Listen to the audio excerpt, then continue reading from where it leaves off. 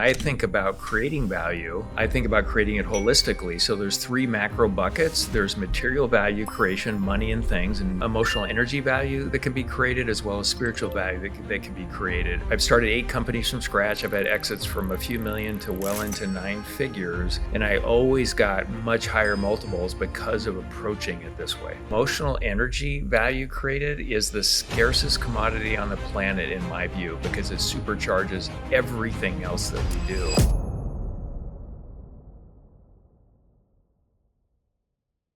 Hey guys, welcome to another episode of As the Leader Grows. I am your host, Ken Joslin. Today I've got an amazing guest. I'm super excited about this conversation. I've got my friend Vincent, who is the CEO of Dinner Table Family. This guy has built and sold several companies over his life. He's coached hundreds of leaders, and he literally lives a life and lives every single day to create value in the world. Lee, and welcome, my friend. Ken, good to be here. Thanks for having me. Hey, take a minute or two and explain a little bit. When we say value creation to our audience, will you explain that? I mean, that's really like your life motto. Will you take a minute and explain that just a little? Yeah, I think when a lot of people talk about adding value, most of the time it's just virtue signaling. When I think about creating value, I think about creating it holistically. So there's 3 macro buckets. There's material value creation, money and things, and most people absolutely get that. But there's also emotional energy value that can be created, as well as spiritual value that can be created. And the spiritual side is all about connectedness. Some people are deeply religious, others aren't, but connectedness is important to everybody. And so when I create holistic value, material side is important, especially for families, but companies for sure. We don't make money, we can't stay in business, we can't pay our people. But the emotional energy value created is the scarcest commodity on the planet in my view, because it supercharges everything else that we do. And then the spiritual side and the connectedness piece, how connected are family members to each other, even kids to themselves, to understand their own self better. In the business world, what are we doing to strengthen the connections between all the team members, so everybody is so much more productively engaged with creating value for the business? Because every business out there in the for-profit world, it's a value creation machine. How is it designed to create value? What's everybody's part in that? And are we collaborating appropriately? Are we fully connected? And is the CEO continually and responsibly increasing the value of their business over time, which is what I think their primary job should be? So that's how I think about value creation. It's holistic. Money's important, but if you don't do the other two, you miss out. And one thing I'll say, I've started 8 companies from scratch. I've had exits from a few million to well into 9 figures. And I always got much higher multiples because of approaching it this way.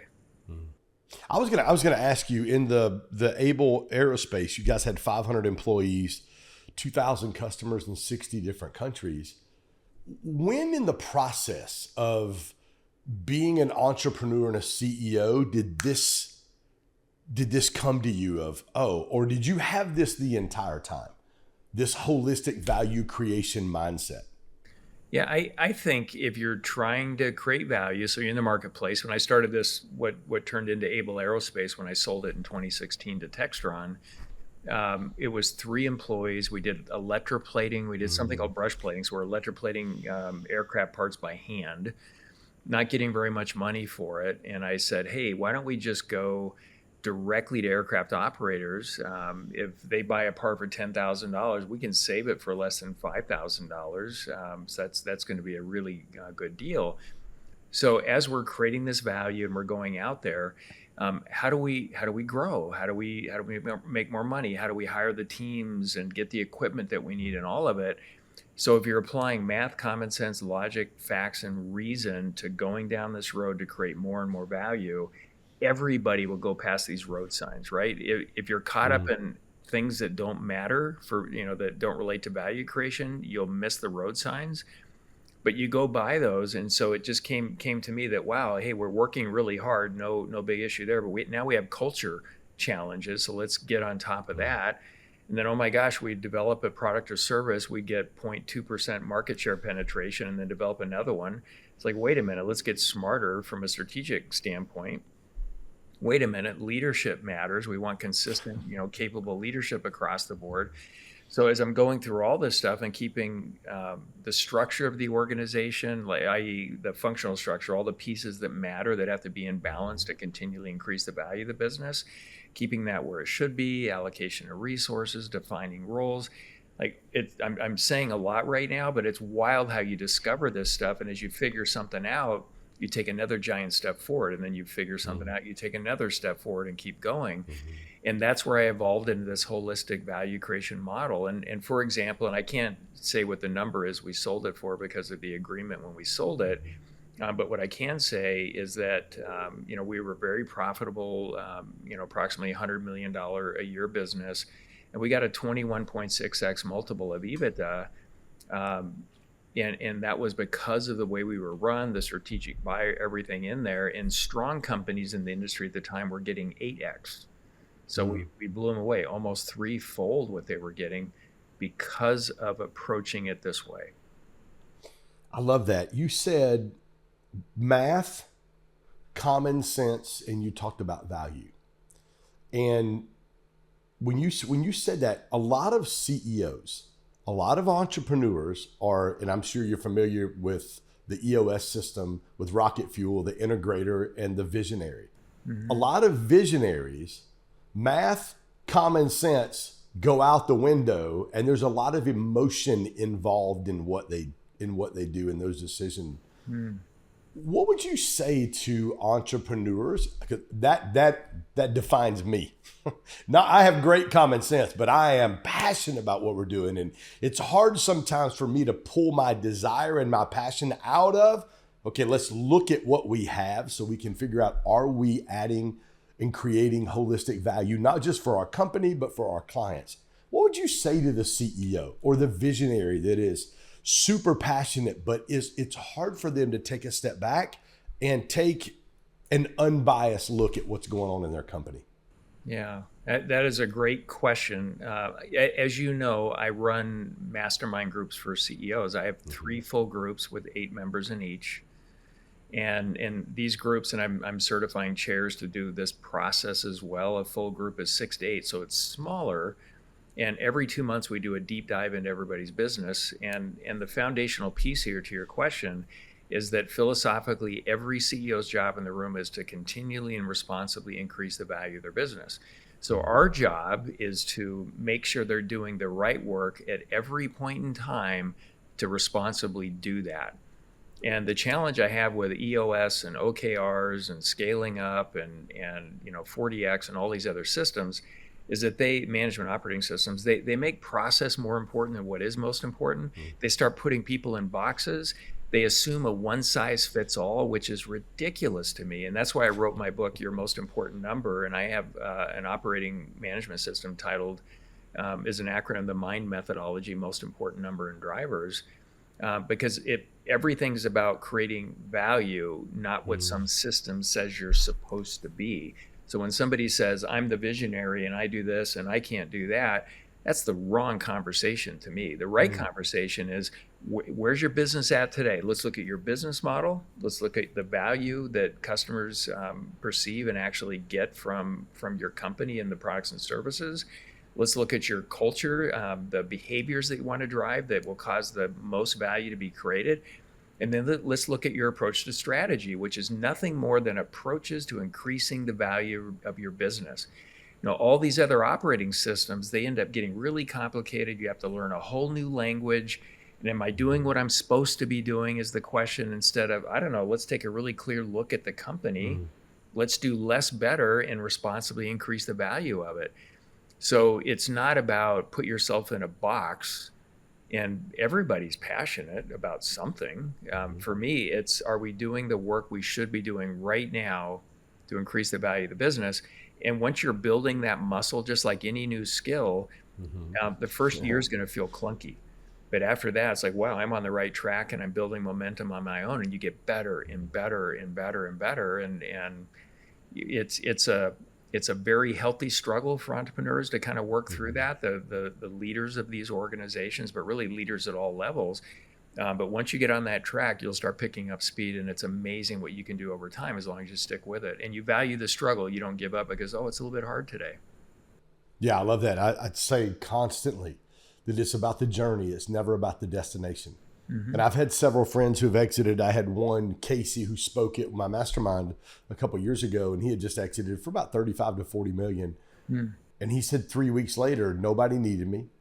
Nobody needed my vision. Nobody needed me at the office. And he said, literally, I'm sitting in a Starbucks parking lot contemplating ending my life. Oh my gosh. Here I've done Sorry. all the things that I wanted to do. Yeah. And I've built this house on that. I've got all the, and I'm like, the purpose was completely gone out of that. Mm. And so when we talk about holistic value creation, what do you think? I mean, you're execute to win, you've coached, you just said you've got masterminds with high level CEOs. What do you see is the number one or number two thing that most CEOs struggle with?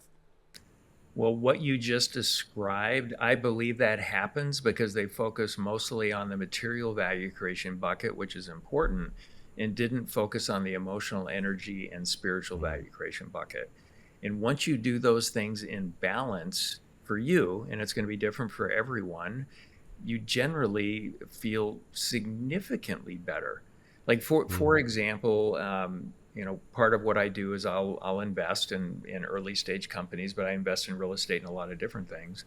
And there was a company last year that went under, and they were going to be in the VR space, virtual reality. Look where it's going. It was not much. I put $300,000 into it. They raised a little over $3 million, and they went under. And most of the investors were really angry. Like, I can't believe this is happening and all of it. And I'm looking and say, well, the people that I met, like the team internally, the emotional energy that was going on there was insanely cool. The connectedness side, now I know a lot of people that I just love that I got to meet them. I got more than $300,000 in return on the emotional energy and the spiritual value creation buckets. And if I want to leverage those relationships to make up the 300,000, I can easily do that. I'm never short of things to get involved with. But it was a non-event for me. It's like that was a really cool experience, going through. But most will say, and it's virtue signaling to me, it can't be about the money, and that doesn't matter. But when you look at their actions, they're like literally 95% about the money. When you intentionally cultivate holistic value creation in all three buckets, keep it in balance for you. You have to figure that out.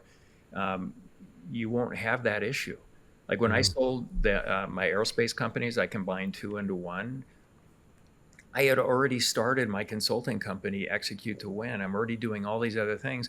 I've already decided that the reason I'm here is to drive holistic value creation behaviors into the world in for-profits, nonprofits, and through dinner table in families, creating value creation cultures within families. Started building that community in April of this year, and we have over 13,000 families in our parenting community. And we'll be well over 100,000 a year from today. So I'll never have the problem that your friend's talking about for that reason. Like, you can win so big on the material side. If you're out of balance, it feels terrible. So out of those three buckets, is there one that sticks out when you talk to CEOs the most, the one they neglect or the one they don't go after? Well, not looking at it holistically, I think, is the biggest challenge for them. And the scarcest commodity on the planet for me is positive emotional energy, because, as I said earlier, it does supercharge everything we do. It's the X factor for leaders. I've done really well on the material side, but I think if I was going to pick one of the three that's my strength above the other two, it's going to be the emotional energy side. And I intentionally cultivate that and think about that. And, how has that worked for me over time? Even when I couldn't articulate what I was doing, everybody wanted to help me because of that energy. They want to be around it. And then, if you think about the organization and whether it's, one leader and a team, small team they have, or when I sold the aerospace company, I had 64 leaders and just at the height, just over, I think it was 503 employees. We collectively as leaders created the environment from which all the employees created value. And there were three buckets. There was how you show up as a leader with traits. There was foundational readiness, where any and all of you ready at any point in time to grow 20%, were you foundationally ready to grow, because it's healthy to grow as a company. And then there was the management operating system. What were the regular, consistent, with discipline things that you did to cause the most value to be created? The meetings, the training, the maintenance, like whatever that was. And there were several elements to each, or subcategories, each of these three categories. And I ranked every leader red, green, or yellow in all of them. And it was on a giant poster for everybody in the company to see. And when I first did it, there were a few leaders that were mostly red. There were a few that were mostly green, and the middle was kind of all over the place. Once I posted it, within 90 days, virtually all of them were mostly green, and our results started jumping. In that first category, how you show up as a leader, you need to have positive energy in good times and especially bad times. When things are going sideways, that's when we need a leader. If everything's perfect, why would I need a leader to do anything? Everything's just perfect.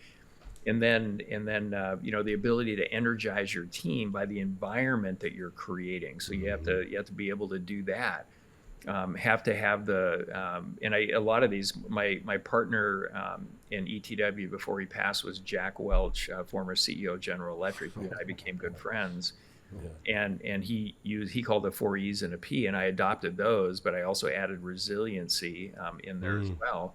When times get tough, don't think about quitting, lean in and go for it. You have a really bad day, you come back the next day, productively focused on addressing that and moving forward, not feeling bad or sorry for yourself. And I even had a leader once start telling a senior leader, non-supervisory team members, he's thinking about quitting because the last week's results weren't very good. It's like, no, you're more resilient than that. Are you kidding me? Let's stay in the game. Of course, sometimes it's hard. Like for all of us that are running companies, as they start getting bigger, I've never had a day where everything's perfect. I've got beautiful sandy beach over here. There's a hurricane coming in on this side. Why is this tornado behind me? Where the hell did that come from? Yes, that's my job. Let me ask you a question, Lee. Why do you think it's hard, or what inside of a leader or a CEO? Because you said something that, and I've been with great leaders, and I've been with leaders that I've struggled with this sometimes, to have a positive mental attitude when everything's going sideways. How do you do that? And how do you teach leaders to do that? Yeah, another amazing question. There's no easy silver bullet to it, but I think it does come down to perspective. Like, what is your job? So, you're talking about the leader of the organization, a middle manager, a frontline leader. Or are you talking about the leader of the organization? Is that where you want to go? Yeah. I mean, because it starts. Everything is, my good friend John Maxwell says, everything rises and falls with leadership. As a CEO, because you started with 3 employees and grew that to over 500. There's a lot. Again, you said every day things happen and you get paid to solve problems.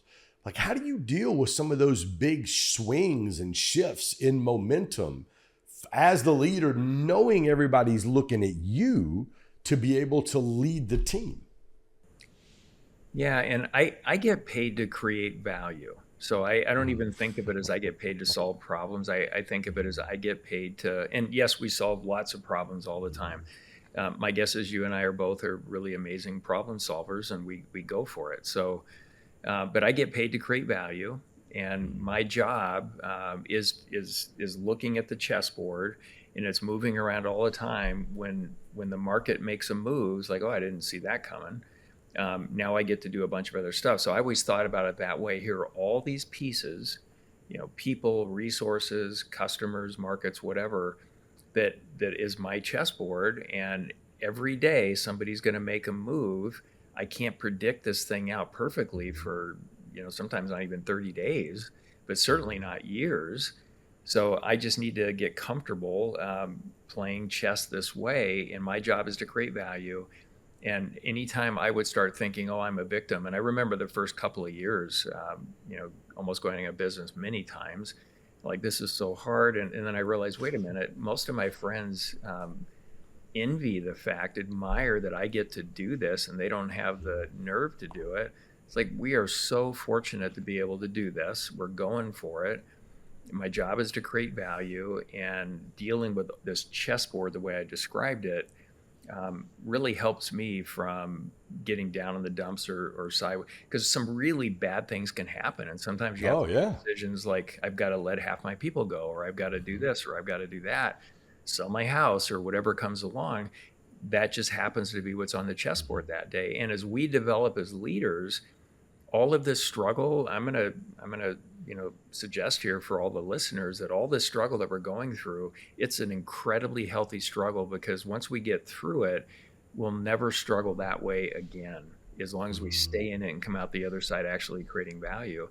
And I'm sure you see this, Ken, as well, where there's so many leaders that they act like victims, and all this stuff is going on, and the Mm-hmm. obvious solutions are right there in front of them, and so they're in that poor situation for no other reason than themselves. They're the single Mm-hmm. biggest limiting factor their company has, and they're acting like a victim rather than studying, learning, playing chess better and better and better every single day. Does that resonate? Yeah, yeah, 100%. Why do you think leaders stay stuck there? What do you think the biggest reason when a leader gets there, why can, and because I mean, a lot of companies fold because of bad leadership. Like why does a leader stay stuck there versus going to ETW or going to somebody else and getting help? What do you think the reason is for that? Yeah, and there's been a lot of different ways this has been said, but when you know everything, you can't learn anything. And so a lot of times their world is so absolute. It's like, this is it. And so there's a couple of mantras I would suggest. There's always a better way than you can think of today, and it's your Mm, job to go find it. So mm, be wildly curious and always looking for that thing. And don't try everything that comes along and completely blow up your business. Be really strategic and methodical about how you do things, but don't overanalyze either. I mean, you have to go at the right pace. But I think the reason they stay stuck, in my experience, and I've worked with so many, like literally thousands of leaders now, is they think they already know all the answers. They're not curious. They almost don't believe there's a better way. If you asked them that, they go, "Oh, of course there is," but their actions are telling me they don't believe that. So, in fact, Ken, how many leaders that you work with, and you get to work with a lot in your mastermind, um, how many of those leaders are super curious and listen really well? Yeah, in our group, most everybody, because they're there because one of the things we talk about in our core five, faith, health, relationship, business, and finances, Yeah. is how do I become the best version of myself? So it's an ongoing thing. And self-awareness is huge. I mean, it's one of my five personal core values is self-awareness. And I tell friends all the time, listen, I remember I walked into a meeting, this has been years ago, with a good friend of mine who was the mindset coach for, and still is, for LeBron James, for the Lakers, and for Miami. He's Hmm. been on stage with the Obamas, with George. He's got one picture with George Bush on one side and Bill Clinton on the other. I mean, he's just a super accomplished guy. And we're going into this dinner one night down in Miami at the Fountain Blue. And I had never been at this level of a dinner. And I just pulled him aside. I said, Richie, Hmm. if I don't ever want to be the guy that doesn't know what he doesn't know. If you need to say something to me, I'm giving you permission to say whatever you feel like you need to say to me. Because I don't want to be the guy in the room that doesn't know what he doesn't know. Yeah. And I think the self-awareness component is huge. I think if you're self-aware, you're constantly in that mode of getting better. And then what you do is you're constantly looking and surrounding yourself with the people that can help you get better. I think that's huge. Well, I'm, so just to kind of keep going with this a little bit, self-awareness and curiosity is super important. A lot of people say they are, but their actions tell me they're not. And if you're what are actions of somebody? Because I was going to mention the be wildly curious because I wrote that down and started. I love that. What are some of the actions of a leader who's wildly curious? Well, you can tell when they're not, that they stay stuck, even when they say they're a certain thing. I'm enlightened, I'm self-aware, I'm curious, but they stay completely stuck. And it's really more behaviors. They won't really listen to their team. Their team starts talking and they cut them off because they already have the answer for it. But it all comes in. To me, if you're getting the result, moving in the direction you want, reasonably over time, then you are curious and you're learning and you're self-aware and you're figuring that out. If you're not, you're not. And another thing that I look for is excuses. Like, we would be here, but this thing happened and that thing happened and that thing happened. It's like, well, but you're the one that positioned your company this way. So it's literally 100% on you. And even to the point, if you stay there long enough and it's a horrible market, there just isn't any business, you should have iterated and moved into something that has a much bigger, total addressable market for you. I love that. I had a mentor tell me one time, this goes back to a little bit about the positive emotional energy. Yeah. Probably 25 years ago, a mentor told me, he goes, Ken, it's never as good as you think it is, and it's never as bad as you think it is. Mm-hmm. How do you feel about that statement? 100% agree. Yeah. Yeah.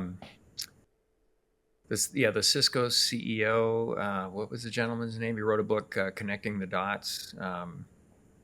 John C. Chambers, I think.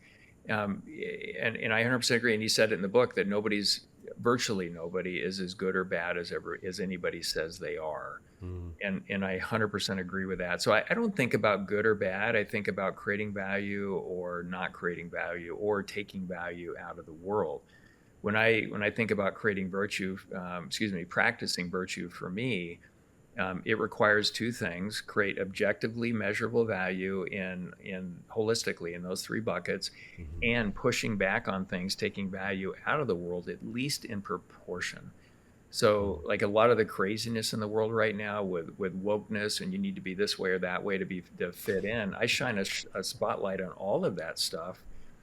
Because it's not creating value. And please do the math for me and show me how this is creating positive value in the world in any one of the three buckets. And nobody ever has anything when it comes to a lot of the nonsense that's going on out there. So I'm not virtue signaling like most do on the planet. It's like, let's create some real value and push back on things that are taking it out of the world. And if more people do that, that's going to be a way better world for you and I and our family to interact with. Well, one of my motto I live by is great leaders want something for people, not from people. And what you just said is a group of people who are focused on themselves and they're not focused on adding value to other people.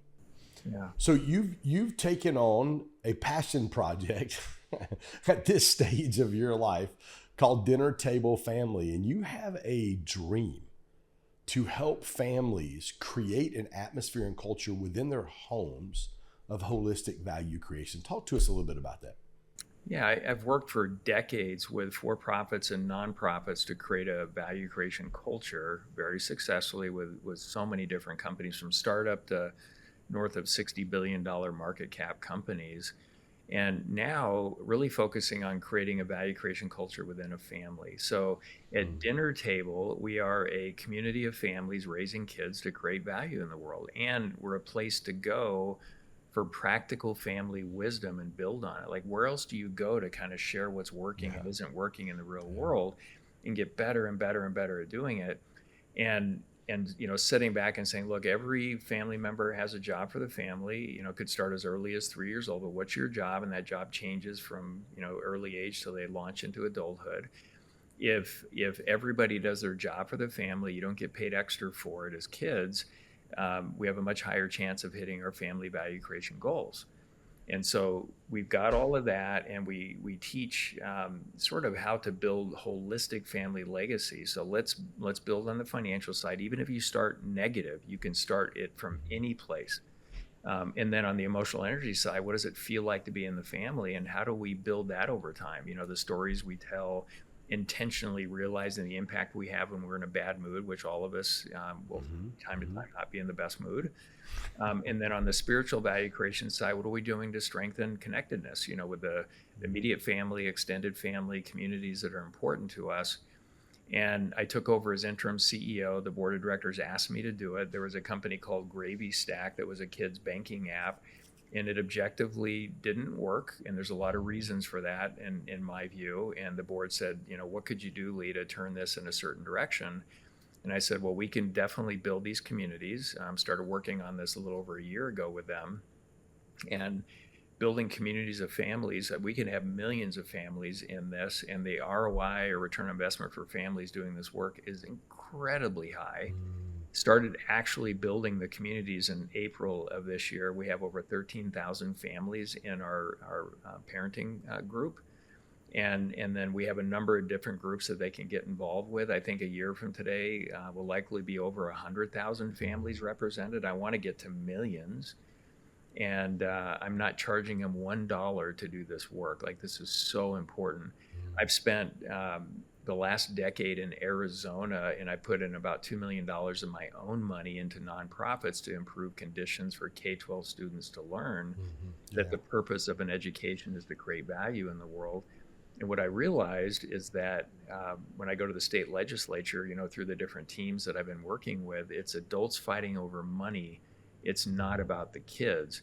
And so I thought, gosh, we have to build communities of families to affect change. We can't do it from inside the system.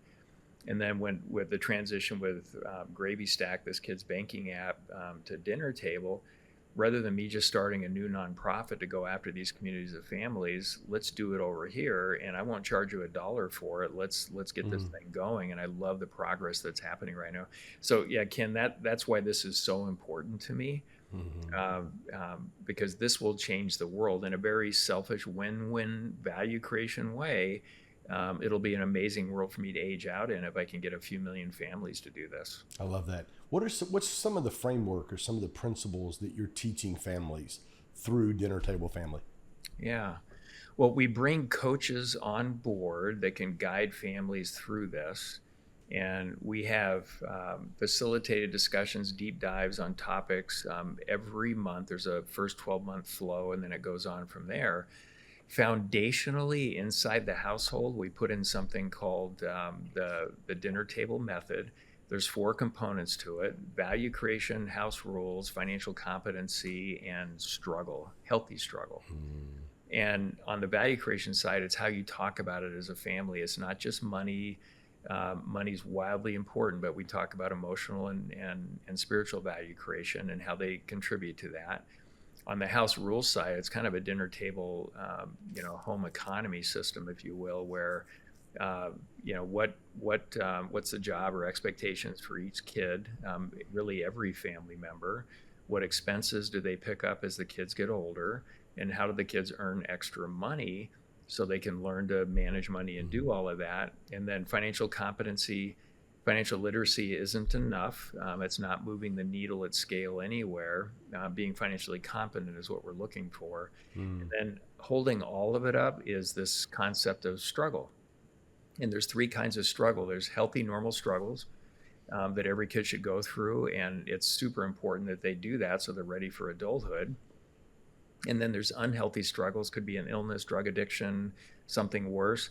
But at Dinner Table, we teach, don't wear it as your victim identity. Do your best to work your way out of that situation, and then leverage that struggle to create value. Any struggle, even unhealthy struggles, can be leveraged to create value in the world, if nothing else, helping others.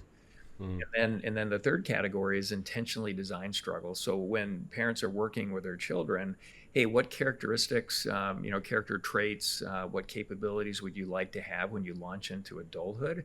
And you're collaborating on that more and more as they get older. And then you work backwards and say, what healthy struggles can we design today to get them more ready to be self-reliant, amazing value-creating adults? So that's some basic stuff. But yeah, we have a lot, Ken. Do you think that, because in my generation, we didn't wear seatbelts in the car. I never wore a bike. I don't even know what a bike helmet looks like when I was a kid. Like we're eating dirt. We're doing all the stuff back in the day. And it's like, okay, go do it. It's like almost like maybe even my generation or guys a little younger than me. I'm 56. The kind of the Gen Z kind of generation, they coddle kids. I think it started when everyone started getting participation trophies. Like when I was a kid, if you got a trophy, you were good or you were on a good team. And I'll never forget playing baseball. I was probably 11 or 12, and we won our division at the boys club and won the whole thing. We had one of the best teams. We had a really good. It was the first trophy I ever got. I'll never forget getting that trophy. I still remember it. I played for the Indians. I can tell you what our uniforms looked like at 11 or 12 years old. But now everybody gets a participation trophy. How much do you think that hurts and affects the next generation? It just giving them a pat on the back, because it doesn't lead into healthy struggle at all. How much do you think that hurts or wounds the next generation into becoming really what they're designed and capable of becoming? Yeah, what you're talking about is right in that category of struggle. So it's with the best of intentions, let's take all the struggle away from the kids. I mean, what's the thing that we hear from a lot of parents? I don't want them to struggle the way I did, and I'm going to make sure my kids never do. And in a way, that's virtue signaling too. Look how good I am, and I'm doing this. You just made it way worse for the kids coming in. So if we don't accomplish challenging things and build self-esteem by doing that, that's the problem. And so we want to take struggle away. The parents that tell me they never want their kids to struggle the way they did, my first response is always, but I love who you are, and you wouldn't be who you are without those struggles. So our job, I believe, as parents is to design struggles in a healthy way for the children at the level they can handle it, and then keep increasing the amount of struggle so they learn to value the struggle. At dinner table, we have this value creation cycle that we talk about. Identify a capability that you would like to have or a character trait. You struggle, you obtain that, and then you don't stop there. You use that to create value, and then you keep going. It's like on the material value creation side, I always tell the story when people say, "Where'd you get your start?" Well, it was for 25 cents an hour pulling weeds when a neighbor asked me to do it at 6 years old. And I just remember what that felt like. I came from a super low income family, and I went out, I did this back then, because I'm 63. You're just a kid to me, man. I could buy 2 candy bars and have change. And then I was shoveling snow and mowing lawns, and then paper outs, and then dishwasher, busboy, cook. By the time I was kicked out of the house at the beginning of my senior year in high school, I already purchased my own truck. I slept in the back of my Chevy Blazer one night. Then I found somebody that needed a roommate the next night. It was a non-event for me financially, because I started on this value creation cycle early. And then I developed the emotional energy and the spiritual side, and it just brings everything into balance doing it that way. What does the word fulfillment mean to you? It's my internal most important number. Yeah, in the work I do with companies, the MIND methodology, most important number in drivers, what's the one number for the company that above all others reflects the value of your business and will drive the majority of the right behaviors? And every team has that. And when a team in a company increases their number, it always accretes up and improves the value of the overall business. Well, as an individual, people talk about, if you're not happy, something's wrong. Well, that's crazy, because we go in and out of it. It's normal when we struggle. You can't be happy 100% of the time. Or if you are, what drugs are you on? But we can increase fulfillment over time. And I'm more fulfilled today than I've ever been in my entire life. And the value that I've created so far, I haven't even created half the value that I know I'm going to create in the coming decades. For me, I'm 63. A lot of people talking about slowing down and this weird word called retirement, which I took out of all my dictionaries. I'm not even halfway done. It's like I'm leaning in and going for it. So fulfillment it's everything. And there's so much I do around that, but in a short way, to answer your question, it's my most important number. Yeah. Well, good news. My good friend Gary Brecka says in our lifetime, he really believes people will get to 125 to 150 years old with functional medicine and everything we're doing now with stem cells and all this stuff. Best place, Lee, for people to contact you and get in touch with you? 2 places. On the business side, please go to etw.com. You can learn about all the things that we're doing. Get my book, Your Most Important Number. It'll help you focus on creating value, unlike most other operating systems that are about process and learning a new language. So go there, etw.com for the business. And then on the family side, please go to dinnertable.com. Join our free community, start learning about what we're doing. And we would love to have you in our community of families raising kids to create value in the world and learn from your wisdom as well. Lee, thank you so much for your time today, my friend. I appreciate your time, and I'm super excited about what you're doing and grateful for our relationship and grateful we got to connect and kind of swap podcast shows and hear more of your story. And the more I study, the more super impressed I am with who you are. And, you know, when you ask people a question about what does fulfillment mean, and they say everything, like it really is everything. And fulfillment's that one thing you cannot put a price tag on. There's not a zero or a comma in your bank account that leads to fulfillment. It's about the difference that you're making, the influence that you have in other people's lives.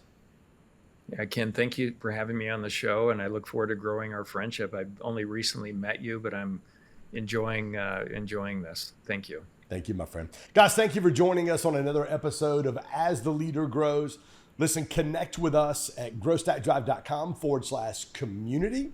We've got a free online community of faith-based entrepreneurs who are focused on becoming the best version of themselves in their faith, health, relationships, business, and finances. We'll see you next week on As the Leader Grows.